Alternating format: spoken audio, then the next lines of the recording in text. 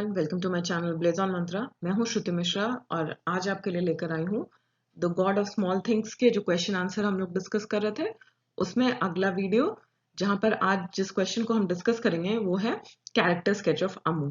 ये बहुत common question है। आप हर तरह की यूनिवर्सिटीज में इंग्लिश लैंग्वेज में आपको ये क्वेश्चन मिलेगा जहां पर किसी भी कैरेक्टर का कैरेक्टर स्केच पूछा जाता है। ठीक है, तो आइए समझते हैं।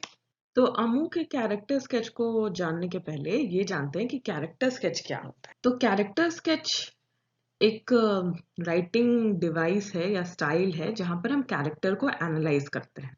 ठीक है, जो कैरेक्टर क्या है, स्टोरी में आप डिफरेंट पीपल के बारे में पढ़ते हो। ठीक है, तो उसमें से कोई एक इंसान, उसका क्या कैरेक्टर है, उसका क्या, उसके कैरेक्टर में क्या मेरिट्स है, डिमेरिट्स है, किस तरह से उसके पर्सनालिटी का क्या स्ट्रॉन्ग पॉइंट्स है, क्या वीक पॉइंट्स है, इन सारी चीजों को हम डिस्कस करते हैं। ठीक है, और इस डिस्कशन को ही हम, इस डिटेल एनालिसिस को हम लोग कैरेक्टर स्केच कहते हैं। ठीक है, तो यहाँ पे पढ़ते हैं क्या लिखा है। अ कैरेक्टर स्केच और character analysis is a description that introduces the reader to a particular character. ठीक है, रीडर को क्या पता चलता है, कैरेक्टर स्केच पढ़कर एक कैरेक्टर के बारे में पता चलता है कि नॉवेल में जिस कैरेक्टर के बारे में, जिस इंसान को डिस्क्राइब किया गया है वो कैसा था। कैरेक्टर स्केच में हम क्या इंक्लूड करते हैं, हम इंक्लूड करते हैं उस कैरेक्टर का फिजिकल डिस्क्रिप्शन, वो कैसा दिखता था, अपीयरेंस में कैसा था, उसके पर्सनालिटी ट्रेड्स, उसकी पर्सनालिटी कैसी थी, उसके क्या हैबिट्स थे, उसकी पर्सनालिटी के क्या स्ट्रेंथ्स थे, क्या वीकनेसेस थे, उसका हिस्ट्री क्या रहा है पूरे नॉवेल के अंदर, और जो उसके स्टोरी से रिलेटेड जो पर्टिकुलर डिटेल्स है अबाउट दैट कैरेक्टर, उसको हम लोग कैरेक्टर स्केच में बताते हैं। ठीक है, तो अगर शॉर्ट में इसे हम डिस्क्राइब करें तो ये एक ऐसा पीस ऑफ टेक्स्ट है जो कि कैरेक्टर के बारे में ब्रीफ ओवरव्यू, ब्रीफ जानकारी देता है रीडर को। ठीक है, जब कोई रीडर कैरेक्टर स्केच को पढ़ता है तो वो उस कैरेक्टर को समझ पाता है कि इस कैरेक्टर को किस तरह से डेवलप किया गया है, उसके बारे में क्या बताया है ऑथर ने। अब कुछ टिप्स देखते हैं। जो कैरेक्टर स्केच लिखने के टाइम पर, जब आप आंसर में किसी भी कैरेक्टर का कैरेक्टर स्केच लिखते हो तो आपको कौन सारे पॉइंट्स याद रखने चाहिए, किस पॉइंट्स के बेसिस पे कैरेक्टर स्केच को लिखना चाहिए। ठीक है, तो सबसे पहले आपको याद रखना चाहिए कि आपको कैरेक्टर स्केच में उस कैरेक्टर के पर्सनालिटी ट्रेट्स के बारे में बताना है, जिसे हमने डिस्कस किया अभी कि कैरेक्टर का पर्सनालिटी कैसा है, वो दिखने में कैसा है, इन सारी चीजों को डिफाइन करना बहुत जरूरी है, ताकि जो रीडर है, जो आपके कैरेक्टर स्केच को पढ़ रहा है, वो सिर्फ आपके कैरेक्टर स्केच को पढ़ के ही उस कैरेक्टर को विजुअलाइज कर पाए, इमेजिन कर पाए कि हाँ एक ऐसा इंसान होगा जो दिखने में ऐसा था, वो बहुत स्ट्रिक्ट था या बहुत फ्रेंडली नेचर का था, कैसे बात करता था, दूसरों के साथ कैसे बिहेव करता था, इन सारी चीजों को इमेजिन किया जा सके आपके कैरेक्टर स्केच को पढ़कर। ठीक है, नेक्स्ट है एड अ बैक स्टोरी और द बैकग्राउंड। इस पॉइंट को याद रखना बहुत जरूरी है। अब जब आपने पर्सनालिटी के बारे में बता दिया, कैरेक्टर के पर्सनालिटी के बारे में आपने डिटेल में डिस्क्राइब कर दिया, फिर आपको बताना चाहिए कि उस कैरेक्टर की स्टोरी क्या रही है, वो किस तरह के टाइम पर उसने जन्म लिया है, उसके टाइम पॉलिटिकल सिचुएशन कैसा था या हिस्टोरिकल सिचुएशन कैसा था, उस किस सेटअप में उस कैरेक्टर को बेस किया गया है स्टोरी के अंदर, ताकि पढ़ने वाला कैरेक्टर को समझ पाए कि वो किस टाइम के इंसान के बारे में, किस तरह के इंसान के बारे में, किस तरह के सिचुएशन में रहने वाले इंसान के बारे में बताया जा रहा है। थर्ड जो हम लोग इंक्लूड करेंगे वो है कि जो कैरेक्टर है वो स्टोरी के साथ, नॉवेल में जिस कैरेक्टर के बारे में हम कैरेक्टर स्केच लिख रहे हैं वो कैसे चेंज होता है, डेवलप होता है, जैसे जैसे डिफरेंट सिचुएशंस स्टोरी में उसके साथ प्रेजेंट होते हैं, वो अपने सर्कमस्टांसेस के हिसाब से कैसे रिएक्ट करता है, कैसे एडजस्ट करता है, इन सारी चीजों को हम थर्ड पॉइंट में इंक्लूड करेंगे।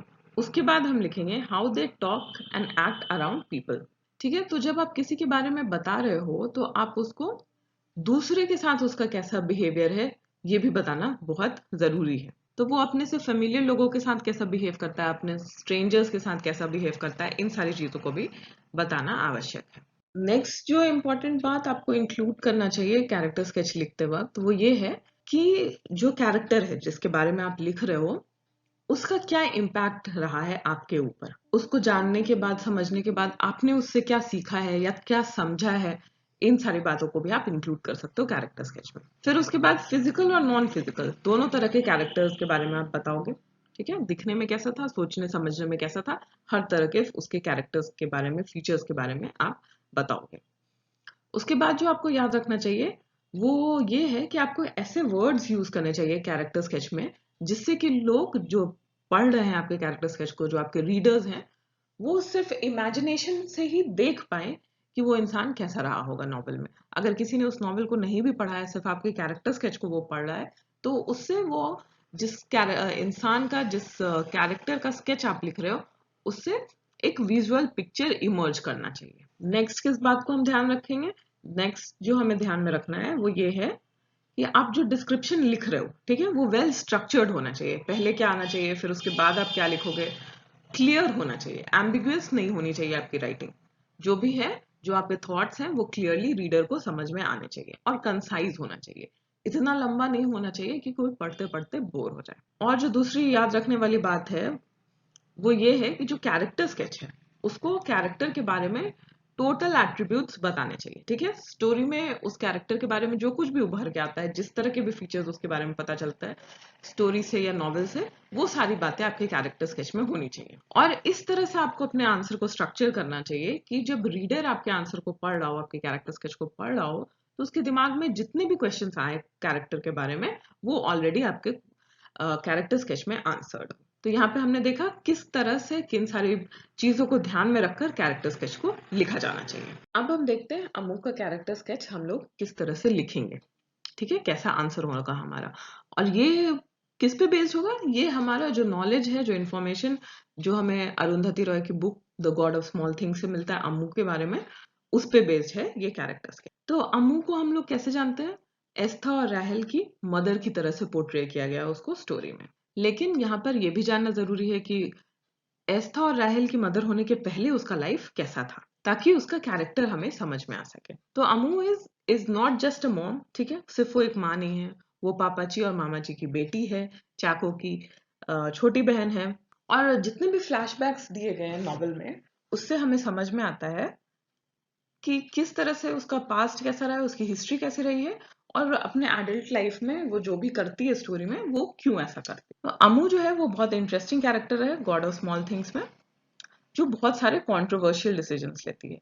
कॉन्ट्रोवर्शियल डिसीजंस जो उस टाइम में, जिस टाइम पर स्टोरी को सेट किया गया है, उस टाइम के हिसाब से बहुत कॉन्ट्रोवर्शियल है। वो स्ट्रिक्ट और अनवेवरिंग पेरेंट है, कभी भी वो अपने बच्चों के बात में गिव इन नहीं करती है, हमेशा स्ट्रिक्ट रहती है। तो कभी कभी ऐसा भी लगता है कि वो अनलविंग मदर है और वो अपने बच्चों से प्यार नहीं करती। वो इतनी स्ट्रिक्ट है, किसी किसी सर्कमस्टांसेस में, सिचुएशन में उसको इतना स्ट्रिक्ट दिखाया गया है कि ऐसा लगता है कि वो अपने बच्चों से प्यार ही नहीं करती। तो उसका स्ट्रिक्टनेस क्यों है, ये इसलिए भी हो सकता है कि जिस तरह के घर में, जिस तरह के परिवेश में वो बड़ी हुई है, वो ऐसा ही रहा है, उसका अपना परवरिश भी ऐसा ही हो जो कि स्ट्रिक्टनेस के साथ था। फिर कुछ ऐसे भी इंस्टेंसेस हैं स्टोरी में जहां पर ये पता चलता है कि वो अपने बच्चों से, जो ट्विंस बच्चे हैं उनसे वो बहुत ज्यादा प्यार करती है। लेकिन अम्मू जो है वो अपने लाइफ में इतना ज्यादा पेन, सॉरो और इतने ज्यादा अनफॉर्चुनेट सर्कमस्टांसेस, इन सारी चीजों को फेस करती है कि उसे अपने बच्चों को एक सिंपल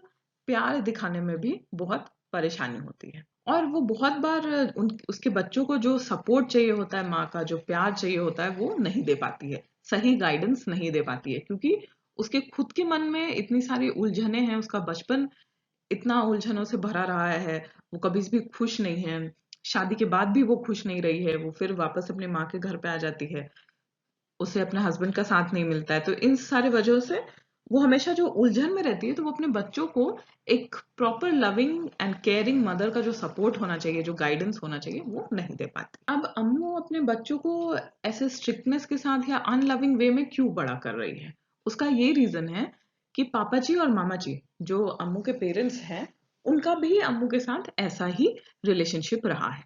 बचपन में उसे बहुत ज्यादा प्यार नहीं मिला था क्योंकि वो एक लड़की थी। तो पहले की सोसाइटी में ऐसा ही था कि लड़कों को ज्यादा अटेंशन मिलता था पेरेंट्स का, और लड़कियों को सेम लव एंड अटेंशन नहीं मिलता था। तो जो पेरेंट्स थे वो उसके ब्रदर चैको में ज्यादा इंटरेस्टेड थे। अमू हमेशा इग्नोर्ड चाइल्ड रही थी। उस चैको को ऑक्सफोर्ड और रोड्स भेजा जाता है पढ़ने के लिए, वर्ल्ड के मोस्ट फेमस या अच्छी यूनिवर्सिटीज में पढ़ाया जाता है। चाको को उसके पेरेंट्स बहुत ज्यादा प्यार करते हैं, आइडियलाइज करते हैं, और यही सेम ट्रीटमेंट इतना ज्यादा रिस्पेक्ट का, अफेक्शन का अमू को नहीं मिलता है। पापाची जो उसके फादर है वो एक ड्रंकर्ड भी है, और वो आकर हमेशा अपनी वाइफ को और अमू को हमेशा अब्यूज करते हैं, मारते पीटते हैं, अब्यूज करते हैं। और मामा जी से, अपनी माँ से भी अमू को जैसा प्यार चाहिए था, मदरली लव और सपोर्ट, वो कभी नहीं मिला था। और चूंकि अमू की पेरेंटिंग बहुत स्ट्रिक्ट हुई थी और उसे प्यार नहीं मिला था जो उसे चाहिए था, तो अमू भी अपने बच्चों के साथ उस तरह का प्यार भरा रिलेशनशिप मेंटेन नहीं कर, उसके पास कोई भी ऐसा मॉडल पेरेंट नहीं है जिसको वो फॉलो करके या उनसे कुछ सीख कर अपने बच्चों के लिए एक आइडल माँ बन सके। बहुत सारे इंस्टेंसेस में ऐसा दिखता है कि वो अपने बच्चों से बिल्कुल भी प्यार नहीं करती है। बट ऐसा नहीं है, वो अपने बच्चों से प्यार करती है, बट उसे ये पता नहीं है कि उसे अपने बच्चों के साथ किस तरह से बिहेव करना चाहिए, कब उन्हें गाइडेंस की जरूरत है, कब प्यार दिखाने की जरूरत है और कब स्ट्रिक्टनेस दिखाने की जरूरत है। ठीक है, उसने कभी अपने बचपन में इन सारी चीजों को नहीं देखा है, और उसके सामने भी कोई आइडल पेरेंट ऐसा नहीं है जिसको फॉलो करके वो अपने बच्चों के साथ एक अच्छा लविंग रिलेशनशिप स्टैब्लिश कर सके। तो यहाँ तक अम्मू के कैरेक्टर स्केच में हमने क्या देखा कि वो एक लविंग मदर नहीं है, एक आइडल मदर नहीं है। क्यों नहीं है वो भी हमने बैकग्राउंड भी देखा, और अम्मू का बचपन कैसा रहा है, उसका हिस्टोरिकल सेटअप क्या था, कहाँ से वो बड़ी होकर आई है, ये भी हमने अभी तक देखा। अम्मू जो है वो एक जगह जिसका नाम आयमन है वहां पर पैदा होती है, जहां पर सोसाइटी में बहुत सारे लॉज हैं, नॉर्म्स हैं, जिसको फॉलो करना बहुत जरूरी है, नहीं तो किसी को भी आउटकास्ट कर दिया जाएगा, सोसाइटी से निकाल दिया जाएगा, सोसाइटी के लोग उनसे किसी भी तरह के ताल्लुकात नहीं रखना चाहेंगे। तो ऐसी सोसाइटी में वो बहुत ऑप्रेस्ड, बहुत दबा हुआ फील करती है, और इसी ऑप्रेस्ड सोसाइटी से निकलने के लिए वो बाबा जो उसका हस्बैंड है उसको मिलती है, और मिलकर उससे शादी करके वो कैलकटा चली जाती है। वो लोग शादी करते हैं, लेकिन शादी के बाद अम्मू को पता चलता है कि ये शादी उसकी एक गलती थी, और फिर वो डिवोर्स करके वापस उसी सोसाइटी में जिससे वो भागना चाहती थी वहां वापस आ जाती है। अब जो डिवोर्स था उस टाइम पर वो एक ऐसा इवेंट था जिसके बाद ये एक्सपेक्ट किया जाता था कि डिवोर्सी वुमेन को हमेशा अशेम्ड होना चाहिए, परेशान रहना चाहिए, दुखी रहना चाहिए। लेकिन अम्मू के साथ ऐसा कुछ नहीं होता है, वो अपने डिवोर्स को लेकर अशेम्ड नहीं है, परेशान नहीं है। बस वो इस बात को लेकर परेशान है कि उसने अपने लाइफ के अच्छे टाइम को शादी करके वेस्ट कर दिया। वापस आने के बाद भी, अपने घर पे वापस आने के बाद भी उसके साथ बहुत सारे अनफॉर्चुनेट सर्कमस्टांसेस होते हैं। उसके पास लविंग हस्बैंड नहीं है जो बच्चों को बड़ा करने में उसके हेल्प कर सके। फैमिली उसकी, अपने जो पेरेंट्स हैं, उसका जो भाई है, वो लोग सपोर्टिंग नहीं है ताकि उनके हेल्प से भी वो अपने बच्चों को अच्छे से बड़ा कर सके। वो अपने आप को उस घर में वापस आने के बाद भी, अपने खुद के घर में वापस आने के बाद भी खुद को अलोन या अकेला फील करती है, और उसे अपने आप को बहुत टफ रखना पड़ता है, स्ट्रिक्ट और स्टर्न रखना पड़ता है सारे विषम स्थितियों में भी अपने लाइफ को चलाने के लिए। और उसके सर्कमस्टांसेस वापस आने के बाद इतने खराब हो जाते हैं कि उसको अब पैसे कमाने के बारे में सोचना है कि वो कैसे अपने और अपने बच्चों का लाइफ चलाएगी, और उसे दिमाग में बिल्कुल भी ये ख्याल नहीं है कि वो अपने बच्चों को पूरी तरह से जो उन्हें प्यार चाहिए वो प्यार नहीं दे पा रही है। फिर अपने घर पर रहते हुए ही उसे अपना जो उन लोगों के नौकर जैसा उनका स्टाफ है वेलुथा, जो कि एक लोअर कास्ट का आदमी है, उससे प्यार हो जाता है। अब ये अफेयर अमू और वेलुथा का उसके लिए बहुत बड़ा इमेंसिपेशन का, ये एस्केप का जरिया बन जाता है, क्योंकि उसके पास कोई भी नहीं है जो उससे वो अपना ट्रू इमोशंस, फीलिंग्स शेयर कर सके, या जिससे वो सपोर्ट पा सके। किसी भी तरह का इमोशनल सपोर्ट किसी से भी उसके पास नहीं था। और वेलुथा के लिए उसके मन में बहुत स्ट्रांग फीलिंग्स हैं। उसे ये भी पता था कि उनका जो रिलेशनशिप है वो कभी भी पब्लिकली एक्सेप्ट नहीं हो सकता है, क्योंकि अमू एक अपर कास्ट की लेडी है और वेलुथा जो है वो एक उनका सर्वेंट है, नौकर है, और साथ ही साथ लोअर कास्ट का भी है। तो इस रिलेशनशिप को पब्लिक कभी भी एक्सेप्ट नहीं करेगी। वेलुथा एक कम्युनिस्ट भी है और आउटकास्ट है। तो अमू को ये पता था कि जो सोसाइटी में सिचुएशन है, सोसाइटी के जो नॉर्म्स हैं, वो कभी भी अमू को वेलुथा के साथ नहीं रहने देंगे। इसलिए वो लोग सीक्रेटली मिलते हैं, सीक्रेटली रिलेशनशिप मेंटेन रखते हैं। फिर फाइनली अमू के फैमिली को पता चल जाता है उनके रिलेशनशिप के बारे में, और वो वेलुथा को पुलिस के पास हैंड ओवर कर देते हैं। बेबी कोचम्मा जो आंट है अमू की, वो पुलिस को झूठा सबूत देती है, और वेलुथा को एक क्रिमिनल की तरह पेश करते हैं वो लोग। अमू के पास भी कोई ऑप्शन नहीं है, और उसे भी वेलुथा के बारे में झूठ कहना पड़ता है पुलिस के सामने। और पुलिस उसे बताती है कि जो वेलुथा है वो मर चुका है, और ये सब सुनकर अम्मू बहुत दुखी है, और जो ट्विंस हैं उन्होंने पहली बार अपनी माँ को रोते हुए देखा है। तो इससे हमें पता चलता है कि अम्मू वेलुथा से कितनी ज्यादा अटैच्ड है, क्योंकि वो वेलुथा को एक आउटकास्ट की तरह, एक लोअर कास्ट पर्सन, सर्वेंट की तरह नहीं मानकर उसे अपना सब कुछ, क्लोज कन्फाइडेंट, फ्रेंड, लवर, सब कुछ समझती है। और वही एक इंसान था जिससे उसे किसी भी तरह का सपोर्ट मिलता था। फिर अम्मू को फिर से हार्ट ब्रेक होता है बाबा से डिवोर्स के बाद। फिर ये दूसरा हार्ट ब्रेक है अम्मू के लिए।